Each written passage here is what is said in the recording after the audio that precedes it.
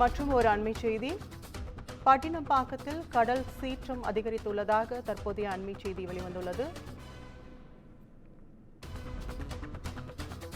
சென்னை பட்டினப்பாக்கத்தில் அலையின் வேகம் அதிகரித்து கடல் சீற்றத்துடன் காணப்படுகிறது.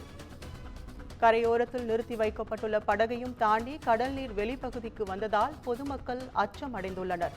கடல் சீற்றத்துடன் காணப்படுவதால் பொதுமக்கள் யாரும் கடற்கரைக்கு செல்ல வேண்டாம் என அறிவுறுத்தப்பட்டிருக்கிறது.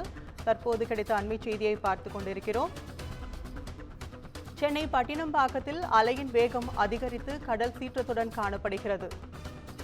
கரையோரத்தில் நிறுத்தி வைக்கப்பட்டுள்ள படகையும் தாண்டி கடல் நீர் வெளிப்பகுதிக்கு வந்ததால் பொதுமக்கள் அச்சம் அடைந்துள்ளனர். கடல் சீற்றத்துடன் காணப்படுவதால் பொதுமக்கள் யாரும் கடற்கரைக்கு செல்ல வேண்டாம் என அறிவுறுத்தப்பட்டிருக்கிறது. சென்னை பட்டினப்பாக்கத்தில் அலையின் வேகம் அதிகரித்து கடல் சீற்றத்துடன் காணப்படுகிறது. கரையோரத்தில் நிறுத்தி வைக்கப்பட்டுள்ள படகையும் தாண்டி கடல் நீர் வெளிப்பகுதிக்கு வந்ததால் பொதுமக்கள் அச்சம் அடைந்துள்ளனர். கடல் சீற்றத்துடன் காணப்படுவதால் பொதுமக்கள் யாரும் கடற்கரைக்கு செல்ல வேண்டாம் எனவும் அறிவுறுத்தப்பட்டிருக்கிறது. இது குறித்த கூடுதல் விவரங்களை செய்தியாளர் சிவா வழங்க கேட்கலாம். வணக்கம் சிவா, இது குறித்த கூடுதல் விவரங்களை சொல்லுங்க. வணக்கம் கற்பகம். அதாவது சென்னை பட்டினப்பாக்கத்துல இன்று அதிகாலை முதல் கடல் அலையின் வேகம் காரணமாக கடல் சீற்றமாக காணப்பட்டு வருகிறது.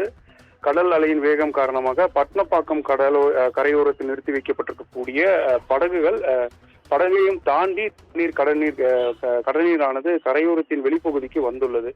கடல் அலை சீற்றத்துடன் காணப்படுவதால் சென்னை பட்டினப்பாக்கத்தில் கரையோரம் நிறுத்தி வைக்கப்பட்டிருக்கக்கூடிய படகை பாதுகாக்கும் பணியில மீனவர்கள் தீவிரமாக ஈடுபட்டு வருவதை நம்ம பார்க்கிறோம்.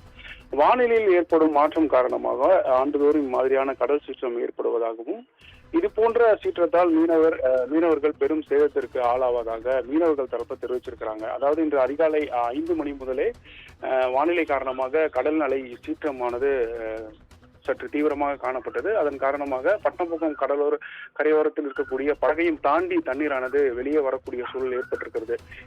இந்த நிலையில தற்பொழுது மீனவர்கள் தங்களுடைய படகை தீவிரமாக பாதுகாக்கும் பணியில் ஈடுபட்டு வந்துட்டு இருக்கிறாங்க. மேற்கொண்டு இது சீற்றம் காரணமாக மீனவர்கள் இன்று கடலுக்கு செல்ல முடியாத சூழல் ஏற்பட்டிருக்கு. மீனவர்கள் தரப்புல இது மாதிரியான பிரச்சனை ஆண்டுதோறும் ஏற்படுவதால பொருள் சேதம் மிகவும் அதிகமாக ஏற்படுவதாகவும் இதற்கு தமிழ்நாடு அரசு உரிய நடவடிக்கை எடுத்து பட்டினப்பாக்கம் பகுதிகளில் ஒரு தூண்டில் வளைவை அமைத்து தரணும் அப்படின்றதுதான் ஒரு பெரிய கோரிக்கையா இருக்கு. தொடர்ந்து ஆண்டுதோறும் இந்த மாதிரியான பிரச்சனைகள், அதாவது கிட்டத்தட்ட ஒரு 10 ஆண்டுக்கும் மேலாக இந்த மாதிரியான பிரச்சனைகள் தொடர்ந்து வந்தாலும் கூட தமிழ்நாடு அரசு எந்த ஒரு நடவடிக்கையும் எடுக்கலன்ற ஒரு குற்றச்சாட்டை வச்சிருக்கிறாங்க.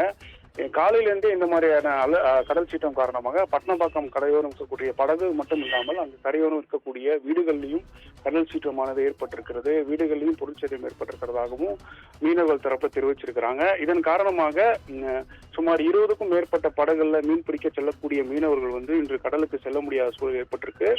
இது போன்ற ஏற்கனவே திருவள்ளூர் மாவட்டம் பழவேற்காடு அருகே கடல் சீற்றத்தால் சாலையில் பெருக்கெடுத்து ஓடும் மணல் கலந்த கடல் நீர் சாலைக்குள் புகுந்து பெரும் ஒரு சேதத்தை ஏற்படுத்தி இருக்கக்கூடிய நிலையில தற்பொழுது இன்று சென்னை மெரினா கடற்கரை ஒட்டி இருக்கக்கூடிய பட்டினப்பாக்கம் பகுதிகளில் இந்த கடல் சீற்றம் ஏற்படுவதால பெரும் ஒரு அச்ச உணர்வு ஏற்பட்டிருக்கிறது.